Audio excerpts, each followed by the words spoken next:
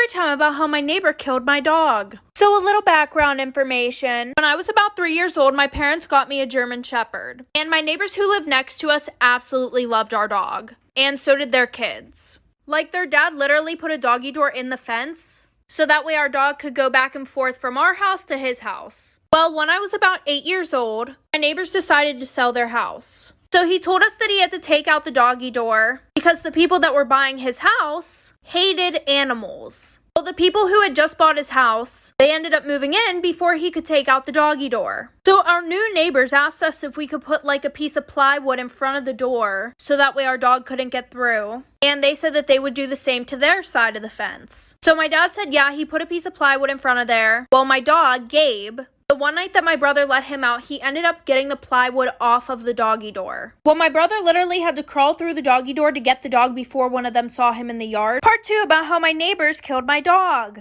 So like I said, my brother let the dog out, and my dog got the piece of plywood off of the door. And my brother had to crawl through the doggy door to get my dog out of our neighbor's yard, so that way our neighbors wouldn't wake up and know that he got through. But whenever my brother went to go get Gabe, he realized that my neighbors didn't even have a piece of plywood on their side of the fence or anything. So my brother told my dad, and my dad went over there the next day to talk to them. And he pretty much said, I'm not going to have a piece of plywood on my side of the fence if you're not going to be doing anything on yours to prevent my dog from going into your yard. And they were like, oh, well, your old neighbors never took out the doggy door. And my dad was like, that's not our fault. Well, then our new neighbors said, if your dog all of a sudden becomes sick or just does not come back, don't be surprised. My dad decided to replace the door himself. Well, once Gabe realized that the doggy door was gone, when we would let him outside, he would literally just sit there and bark at the fence. Well, 2 weeks later, Gabe ended up passing away, and we found out it's because our neighbors were giving him rat poison.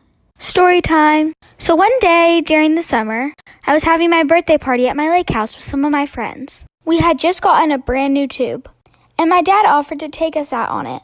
It only held 2 people, and my best friend, let's call her Piper, went on it with me. While we were out there, it started to get super choppy and stormy outside. I yelled at my dad to turn around and go back to the house, but he couldn't hear me over the motor. Finally, when he noticed that it was getting super choppy, he took a super sharp turn. The turn was too sharp and the rope flew underneath the motor. I flew up and hit the water. Then the tube went over me and I couldn't breathe. Like for part 2. Tubing story part 2. So I was stuck underneath the tube and I couldn't breathe. Finally, I kicked my way out. When I looked around me, I could just see water in the tube. I couldn't see Piper.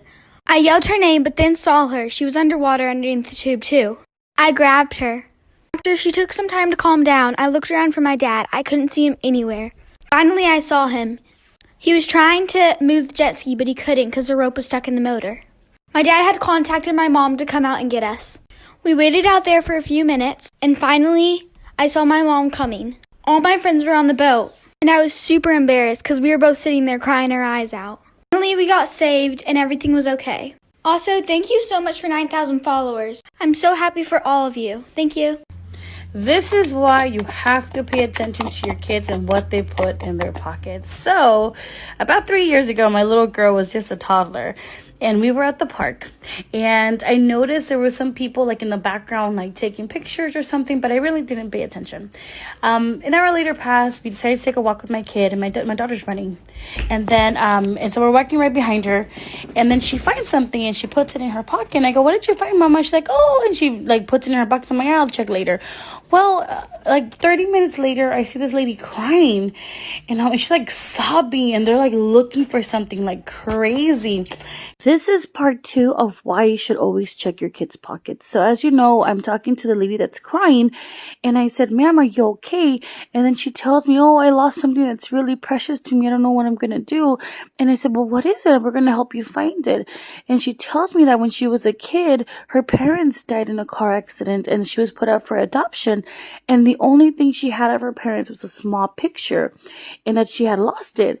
And I said, "Well, we're going to help you find it." So as I'm looking for it with my kid, my little girl pulled out my shirt and said, "Mommy, she looks like her." And then I said, "What are you talking about, Mama?" She goes, "Mommy, she looks like the lady I know."